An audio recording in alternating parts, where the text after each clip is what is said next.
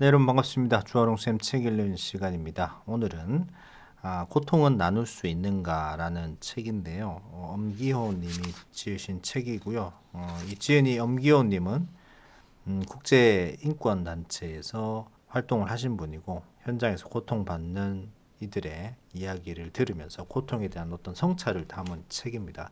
그래서 뭐 정신적 고통, 육체적 고통에 대한 얘기가 많이 나오고 어떤 특정 인물에 대한 얘기가 좀 나오는데 그런 것으로 좀 풀어가고 있습니다. 오늘은 그 중에서도 육체적 고통이 많이 오는 그리고 정신적 고통이 많이 왔을 때 사람들이 느끼는 일반적인 보편적인 어떤 공통점과 그 다음에 조금 더 뒤쪽에 가서 좀 더 생각해 볼 주제를 하나 던져주는데요. 거기에 대해서 같이 한번 책 내용 살펴보도록 하겠습니다. 책 내용 들어가도록 하겠습니다. 왜 하필 다른 누구도 아닌 내가 아파야 하는가? 사실 고통을 겪는 사람들의 첫 번째 반응은 억울합니다. 힘들고 지치고 괴로운 일이 닥쳤을 때 왜 하필 내가 이런 일을 당해야 하는가? 라는 질문을 던지게 되는 것이다. 돌아보면 자기와 비슷한 처지거나 자기보다 나쁜 상황에 있는 사람들이 겪지 않는 것을 자기만 겪고 있기 때문이다. 그렇기에 고통을 당하는 이들이 느끼는 지배적인 감정 중 하나가 바로 억울합니다. 선아 역시 그랬다. 자기가 특별히 잘못하고 있는 것도 아니고 자기 남편이 특별히 나쁜 사람도 아니다. 둘 다 평범한 가정에서 태어났고 평범하게 살았다. 자신과 남편의 관계 역시 다른 부부들과 비교해보면 별다를 게 없이 평범한 편이다. 그런데도 왜 자기만 유독 이런 관계에 대해 힘들어할까? 물론 선아도 머리로는 알고 있었다. 자기만 억울해하는 게 아니라 대다수 여성들이 억울해한다는 것을 말이다. 그러나 아무리 그걸 안다고 해도 자기만 하필 더 힘들다는 느낌을 지울 수는 없었다. 이런 고통을 가져온 사회적 구조와 원인에 대한 이야기가 억울함을 사라지게 하진 못했다.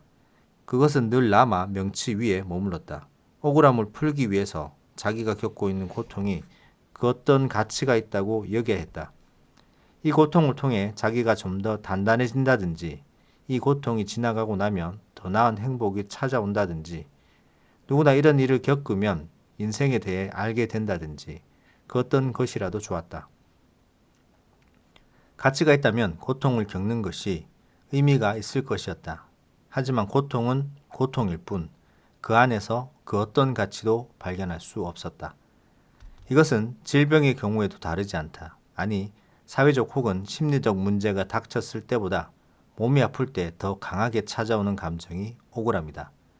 생사와 맞닿아 있는 병에 걸렸을 때 사람들이 가장 많이 하는 말이 바로 왜 하필 내가 다 남들보다 더 자기 몸을 혹사하거나 방치하지 않았는데 왜 하필 자기에게 이런 일이 벌어졌는지에 대한 의문이 먼저 떠오르는 것이다.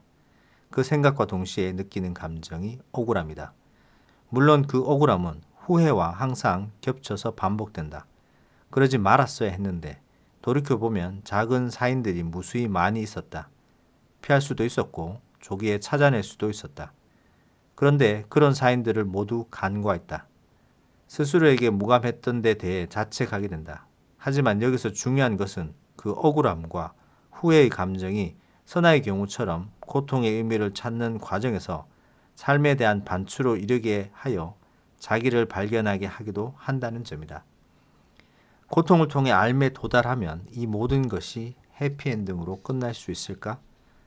승우의 경우도 그랬다. 대학을 졸업하고 회사 생활을 잘하던 차에 그는 청천벽력 같은 소식을 들었다. 허리가 아파서 척추 전문 병원에 갔다. 처음에 의사는 디스크인 것 같다고 했다.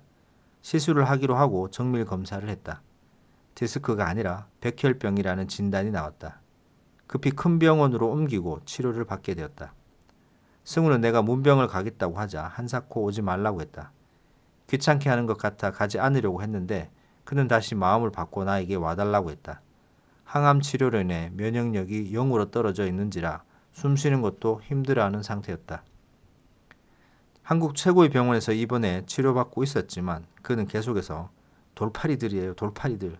다른 사람이 여기 온다고 하면 제가 말릴 거예요 라고 말했다. 병을 고치는 것도 통증을 줄이는 것도 제대로 하지 못한다면서 그들은 아는 게 하나도 없어요 라고 절망했다. 어머니는 옆에서 계속 찬송가를 부르고 있었다. 예전에는 한 번도 어머니에게 소리를 질러본 적이 없었지만 그만 부르세요. 그런다고 낫지 않아요. 그리고 소리 듣는 거 힘들어요. 라고 짜증스럽게 말했다. 어머니는 목소리를 낮춰 들릴 듯 말 듯하게 찬송가를 이어갔다.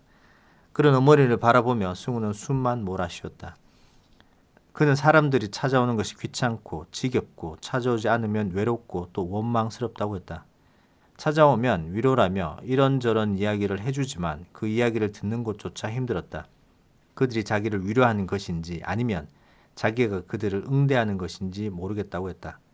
그렇지만 아무도 찾아오지 않으면 승우는 무서움에 누구에게라도 전화를 걸었다. 사람들에게 듣는 말만큼이나 자신이 하는 말도 지겹도록 반복되는 말이었다. 문병호는 사람들에게마다 자기의 몸 상태가 어떤지 이야기해야 했다. 나아지고 있을 때는 그나마 할 말이 있었지만 그때조차 이 상태가 지속될지는 알 수 없었다. 의사가 일단 지켜보자는 말만 반복하고 있었기 때문이다. 승우는 태어나게 되면 가장 친한 친구와 초콜릿 우유를 마실 것이라고 했다. 자신을 면회하고서 돌아가는 친구는 누릴 수 있지만 자기에게는 박탈된 일상이었다. 사람들과의 만남은 그 박탈을 재확인하는 허무함이었다. 100마디 말보다 초콜릿 우유로 대표되는 그 삶으로 돌아가고 싶었다. 그리스도교 신앙이 매우 깊고 돈독한 친구였지만 그는 자기의 고통 앞에서 왜 하필 자기가 그것을 겪어야 하는지 그 이유와 의미를 되묻고 있었다. 다행히 첫 번째 치료에 성공하고 승우는 퇴원했다. 이후 그가 한 첫 번째 일은 부모님과 함께 여행을 가는 것이었다.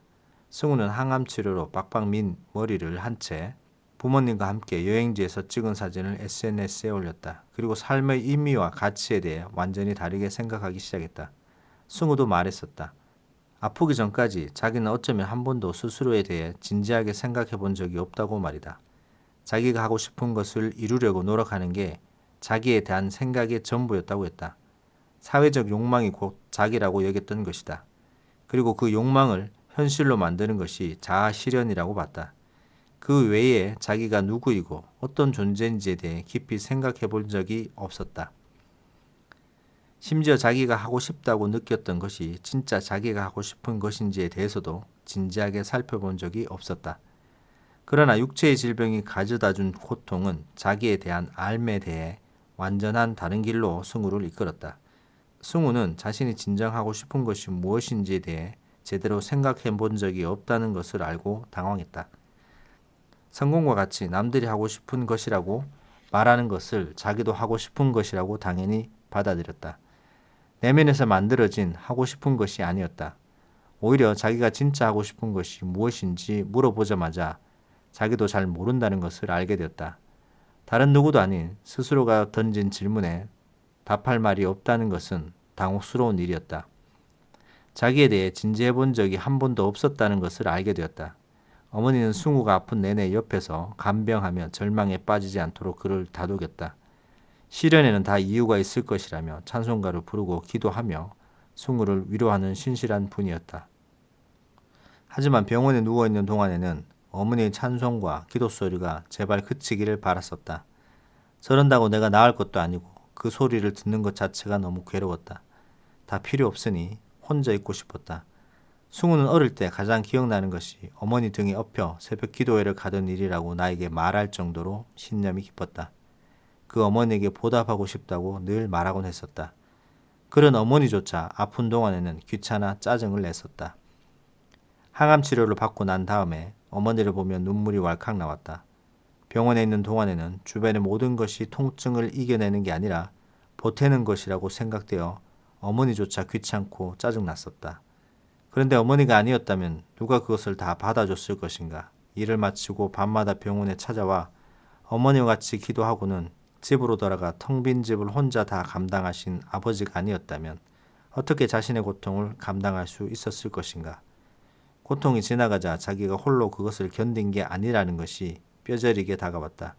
세상에 오직 나 혼자뿐이라고 절망했지만 그것을 묵묵히 곁에서 받아준 저분들이 있었기에 그들에게 기댔기에 지금의 자신이 있다는 생각이 들었다. 부모님께 죄스럽고 감사했다. 옆에서 자기를 위해 절실하게 찬송하고 기도해 주었던 부모님과 여행을 가서 서로 즐거워해 본 적이 별로 없다는 것도 알게 되었다. 늘 사랑한다고 말했지만 눈을 마주치며 함께 기쁨을 온전히 누려본 적이 없었다는 것이다. 승우가 항암 치료가 끝난 뒤 바로 부모님과 여행을 떠난 것은 이런 이유에서였다. 그러면서 이런 일을 하는 것이 제대로 사는 것이고 삶의 기쁨이라고 말했다. 내가 좋을 때든 무너져 있을 때든 항상 가까이에서 나를 돌봐주고 염려해 주었던 이들이 있다는데 감사하고 그들과 함께하는 삶의 시간을 만들어 하는 거, 그게 기쁨이에요. 이처럼 고통은 왜 하필 내가라는 억울함을 거치면서 자기의 삶을 돌아보게 하고 자기에 대한 알매 이르게 하기도 한다. 만일 이렇게만 끝난다면 고통에 대한 이야기는 해피엔딩일 것이다. 한 번의 고통으로 자기에 대한 알매 이루고 그 알미 가져다 두는 기쁨을 누린다면 고통은 견딜 만한 것이고 겪어볼 만한 것이 된다. 그러나 고통에 대한 이야기는 이렇게 해피엔딩으로 끝나지 않는다. 고통은 이제 겨우 끝났다고 생각하는 순간에 다시 반복된다.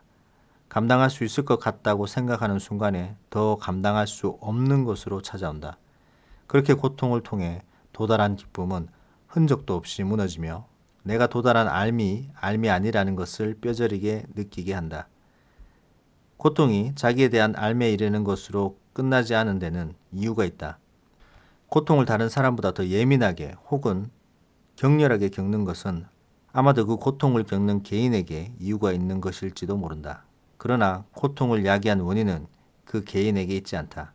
선아가 고통을 겪는 것은 선아의 생애사나 개인적 특성의 원인이 있는 것이 아니다. 반면 선아가 그 문제를 다른 사람들과 다르게 겪는 이유는 선아의 삶의 과정에서 찾을 수 있다. 자기에 대한 알미란 그 문제를 그런 방식으로 겪는 자기를 알고 자기를 다루는 과정이지 고통의 원인을 알고 제거해 나가는 것이 아니다. 오히려 자기에 대한 알은 고통의 이유를 원인으로 착각하여 마치 자기를 통제하는 것을 통해 고통의 원인을 없앨 수 있을 것 같은 착각을 불러일으킨다. 이런 상태에서 고통을 제대로 보지 못하고 자기만 채근하며 원인을 더 키우는 경우가 종종 있다. 제거되지 않은 원인은 대개의 경우 더 악화되고 더 감당할 수 없는 형태로 닥쳐온다. 그럴 때 자기에 대한 알은 무력하게 무너진다. 자, 여기까지인데요. 고통에 대해서 좀 한번 생각을 하게 되죠. 보통 대부분 뭐 정신적 고통이든 뭐 사회적 고통이든 뒤에 나오는 승우라는 사람의 예시에서 나오듯이 어떤 육체적 큰 병을 통해서 고통이 오게 되면은 가장 먼저 억울함. 왜 내가 하필 나야?